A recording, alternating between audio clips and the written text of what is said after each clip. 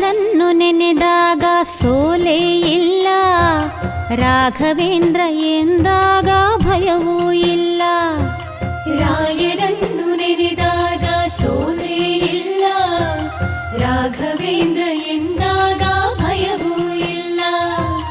ತಾಯಿಯ ಮಮತೆ ತೋರ ಗುರುವೂ ಇವರು, ತಾಯಿಯ ಮಮತೆ ತೋರ ಗುರುವೂ ಇವರು, ಬದುಕಲ್ಲಿ ನೆರಳಾಗೋ ತಂದೆ ಇವರು, ಬದುಕಲ್ಲಿ ನೆರಳಾಗೋ ತಂದೆ ಇವರು. ರಾಯರನ್ನು ನೆನೆದಾಗ ಸೋಲೇ ಇಲ್ಲ,